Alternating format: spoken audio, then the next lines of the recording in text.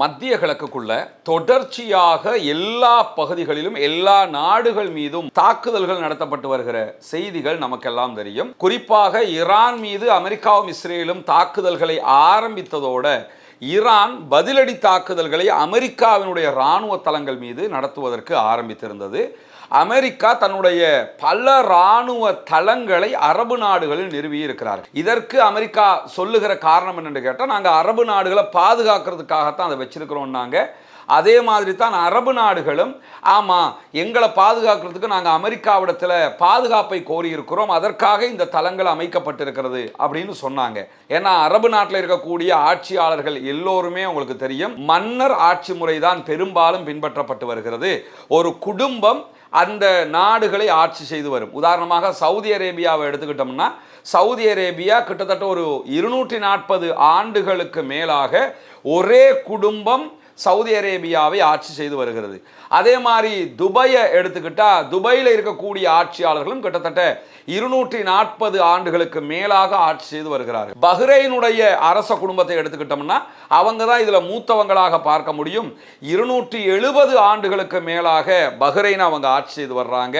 அதே மாதிரி ஓமானாக இருந்தாலும் சரி, குவைத்தாக இருந்தாலும் சரி, இந்த எல்லா அரபு நாடுகள்லையும் ஒரு ஃபேமிலி ஆட்சி தான் நடைபெற்று வருகிறது. அதுவும் நூற்றுக்கணக்கான ஆண்டுகளாக நடைபெற்று வருகிறது. இந்த நிலையில தங்களுடைய இந்த மன்னர் ஆட்சியை காப்பாற்றிக் கொள்வதற்காக காலாகாலமாக வரலாறு நெடுகிலும் எல்லா சிற்றரசுகளும் என்ன செய்து வந்ததோ அதைத்தான் தற்போது இந்த அரபு நாட்டு மன்னராட்சிகளும் செய்து வருகிறார்கள். ஒரு நாட்டில் இருக்கக்கூடிய சிற்றரசு என்ன பண்ணும்? இப்ப இலங்கை எடுத்துக்கிட்டோம்னா, இலங்கையில ஆரம்பத்தில் இருந்த மன்னர்களை எல்லாம் நீங்க எடுத்துக்கிட்டீங்கன்னா, இலங்கையில ஒல்லாந்தர் ஆட்சியை பிடிச்சாங்க, அதற்கு பிறகு பிரித்தானிய ஆட்சியை பிடித்தது. இப்படி வெளிநாட்டவர்கள் வந்து ஆக்கிரமிக்கிற நேரத்தில் மன்னர்கள் தங்களுடைய ஆட்சியை தக்க வைக்கிறதுக்கு என்ன சொல்லுவாங்கன்னு கேட்டால், ஓகே நாங்கள் உங்களுக்கு கப்பம் கட்டுறோம், வருஷத்துக்கு இவ்வளவுன்னு சொல்லி உங்களுக்கு ஒரு தொகையை தந்துடுவோம், இன்னென்ன மாதிரி உங்களுக்கு நாங்கள் சேவகம் பண்ணுவோம், எங்கள் ஆட்சியே நாங்கள் வச்சுக்கிறோம், இந்த மாதிரி வச்சுக்கிடுவாங்க. இதே மாதிரி தமிழ்நாட்டில், இந்தியாவில் எந்த நாடுகளெல்லாம் ஆக்கிரமிப்புகள் சூழ்ந்ததோ அந்த நாடுகளில் எல்லாம் இப்படியான முறைகளை கடைபிடித்து வந்தார்கள். அந்த அடிப்படையில் தான் இன்னைக்கு நம்ம எடுத்துக்கிட்டோம்னா, அரபு நாடுகள் அமெரிக்காவுக்கு கப்பந்தான் கட்டுறாங்க, வேறு பேர்களில் கட்டி கொண்டிருக்கிறாங்க. இந்த ஆண்டு ஆரம்பத்திலேயே அமெரிக்க அதிபர் டொனால்ட் ட்ரம்ப் அரபு நாடுகளுக்கு வந்த நேரத்தில் சவுதி அரேபியா 2 ட்ரில்லியன் அமெரிக்க டாலர்களை மொத்தமாக நாங்கள் இன்வெஸ்ட் பண்ணுறோம் அமெரிக்காவில் சொல்லியிருந்தாங்க. கத்தர் இதையே சொல்லியிருந்தாங்க, யுஏஇ இதையே சொல்லியிருந்தாங்க. மொத்தத்தில் 6 ட்ரில்லியன் அமெரிக்க டாலர்கள் முதலீட்டுக்கான வாய்ப்புகளை எடுத்துக்கொண்டு எல்லாருடைய தலையை தடவி அந்த காசை நாங்கள் எடுத்துக்கிறோம்னு சொல்லிட்டு அமெரிக்க அதிபர் டொனால்ட் ட்ரம்ப் போனார். மேலதிகமாக கத்தருடைய அதிபர் அமெரிக்க அதிபர் டொனால்ட் ட்ரம்ப்புக்கு 400 மில்லியன் அமெரிக்க டாலர்கள் பெறுமதியான ஒரு பெரிய விமானத்தை கூட கொடுத்திருந்தார். அந்த விமானத்தில் தான் தற்போது அமெரிக்க அதிபர் பறக்கும் ஓவல் அலுவலகம் என்று சொல்லுவாங்க, பறக்கும் அமெரிக்க அதிபரின் மாளிகை என்று வர்ணிக்கப்படும் அந்த விமானத்தை தான் தற்போது வெளிநாடுகளுக்கெல்லாம் பயணத்துக்கு அவர் பயன்படுத்தி கொண்டும் இருக்கிறார். இப்படியான ஒரு சூழல்ல இந்த அரபு நாடுகள் தொடர்ச்சியாக எங்களை நீங்க பாதுகாத்திரணும், உங்களுடைய படைகளை எங்கள் நாட்டுக்குள்ளே வச்சுக்கிறீங்க, எங்களுக்கு எவனா அதை அட்டாக் பண்ணால் நீங்கள் தான் பாதுகாப்பு, உங்களுக்கு தேவையானதெல்லாம் நாங்கள் தந்துடுவோம்னு சொல்லி இவ்வளவு கோடிக்கணக்கான பணங்களை அள்ளி கொடுத்து கொண்டிருக்கிறார்கள். அவங்க கொடுக்கிற காசையெல்லாம் நீங்கள் புரிஞ்சுக்கிற மாதிரி சட்டுன்னு நமக்கு சொல்லிட முடியாது. 1 பில்லியன் அமெரிக்க டாலர் என்பது கிட்டத்தட்ட இந்திய மதிப்புல 10,000 கோடி. 1 பில்லியன் 10,000 கோடினா 10 பில்லியன் எவ்வளவு கோடிகள்னு பார்த்துக்கிறீங்க, 100 பில்லியன் எவ்வளவுன்னு பார்த்துக்கிறீங்க, 1000 பில்லியன் எவ்வளவுன்னு பார்த்துக்கிறீங்க. அப்ப சவுதி அரேபியா மட்டும் 2 ட்ரில்லியன் கொடுக்கறாங்க, மற்ற நாடுகள் 6 ட்ரில்லியன் கொடுக்கறாங்கன்னா இது எவ்வளவு பெரும் தொகைன்னு கற்பனை கூட பண்ண முடியாது. அமெரிக்க டாலர்களில் கொடுக்கப்படுகிறது. இதெல்லாம் எதுக்கு கொடுத்தாங்கன்னா, எங்களை நீங்கள் பாதுகாத்துறணுங்கிறதுக்கு கொடுக்குற பணங்கள். ஆனால் இதுவரைக்கும் அமெரிக்காவால் இந்த அரபு நாடுகளை பாதுகாக்க முடியாமல் போய்விட்டது.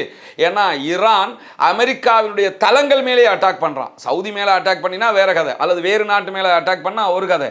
ஆனால் அமெரிக்காவினுடைய பேஸ் மேலேயே அட்டாக் பண்ணுறாங்க. அமெரிக்காவுக்கு அமெரிக்காவினுடைய தளங்களையே பாதுகாக்க முடியலை, இனி எப்படி அரபு நாடுகளை பாதுகாப்பாங்கிற நிலையில் தற்போது இந்த யுத்தம் விரிவடைந்து கொண்டு போகிறது.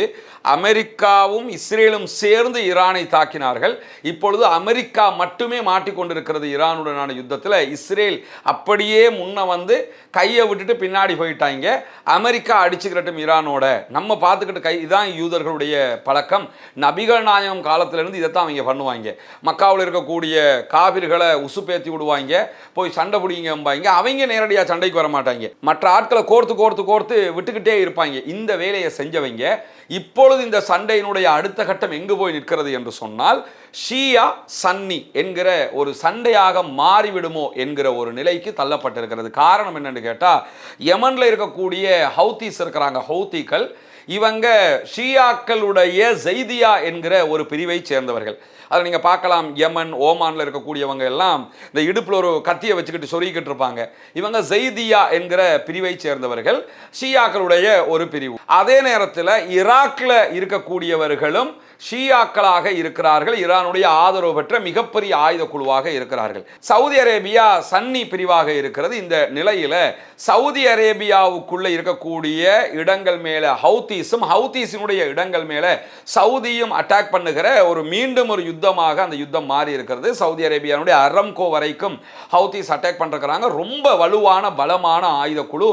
அவங்க காசாவுக்கு ஆதரவாக, பாலஸ்தீன மக்களுக்கு ஆதரவாக இஸ்ரேல் மேலேயே பாலிஸ்டிக் மிசைல் தாக்குதல்களை நடத்தி இருந்தாங்க. 2020 கிலோமீட்டர் தாண்டி சென்று அட்டாக் பண்ணுகிற மிசைல்களையே தயாரிக்கக்கூடிய ஒரு ஆயுத குழுவாக அவங்க இருக்கிறாங்க. இவர்களோடு சண்டை ஏற்பட்டதோடு ஹவுத்தீஸுக்கு ஆதரவாக ஈராக்ல இருக்கக்கூடிய குழுவினரும் சண்டைக்கு வந்திருந்தார்கள். ஈராக்ல இருக்கக்கூடிய குழுவை நீங்க எடுத்துக்கிட்டீங்கன்னா, ஈராக் அரசாங்க படைகளோடு இணைந்து இருப்பார்கள் அவர்கள். ஈராக்ல இருக்கக்கூடிய அரச படைகள் இருக்கிறாங்க, ராணுவம் இருக்கும், அதற்கு துணை ராணுவமாக PMF என்கிற ஒரு அமைப்பு இருக்கும். இதிலே 4 ஷியா ஆயுத குழுக்கள் இருப்பார்கள். இந்த 4 பேருமே ரொம்ப வலுவான பலமானவர்கள். கதாயிபு ஹிஸ்புல்லா என்கிற அமைப்பு, அல் நுஜாபா என்கிற அமைப்பு, கதாயிப் சையீத ஷுஹதா என்கிற அமைப்பு, கதாயிப் இமாம் அலி என்கிற அமைப்பு. இந்த 4 அமைப்புகளும் ஒன்றிணைந்து PMF இருக்கிறாங்க. இப்பொழுது ஈராக்குக்கு ஒண்ணுமே பண்ண முடியாது. ஏன்னா இவர்களுடைய தளங்கள் மேல சவுதி அரேபியா அட்டாக் பண்ணியிருக்குது. இவர்களுடைய தளங்கள் மேல அட்டாக் பண்ணினா ஈராக்கினுடைய படைகள் மேல அட்டாக் பண்ணினதாக அர்த்தம். ஆனால் இந்த படைகள் சவுதி மேல அட்டாக் பண்ணியிருக்கிறாங்க.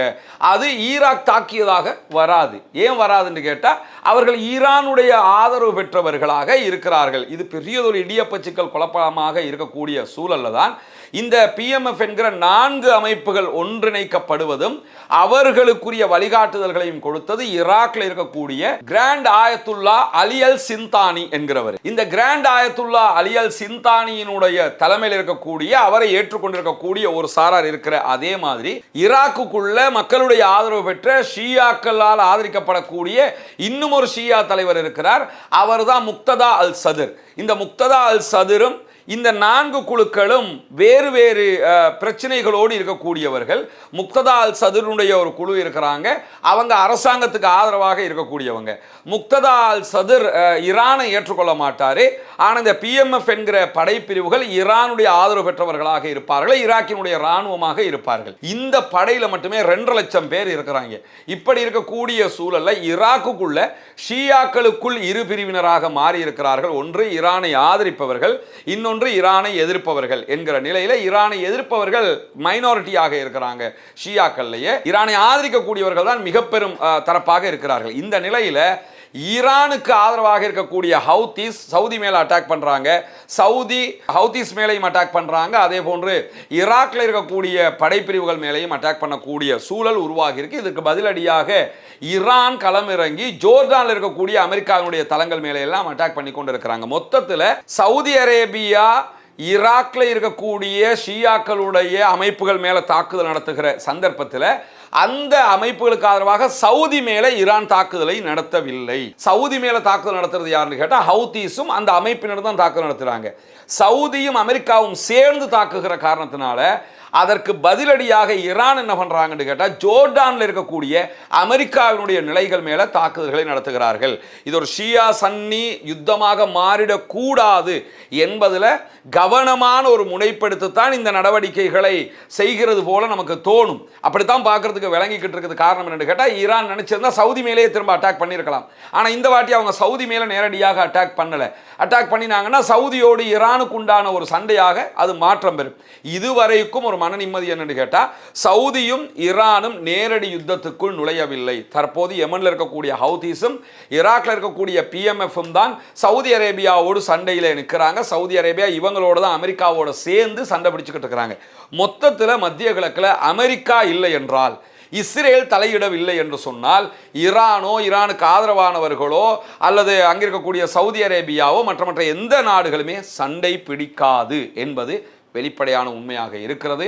ஆனாலும் ஒரு ஷியா சன்னி சண்டையை உண்டாக்கி விடுறதுக்கு ரொம்ப முயற்சி செய்து கொண்டிருக்கிறது இஸ்ரேல் என்பதை கண்கூடாக நம்ம பார்க்க முடிகிறது.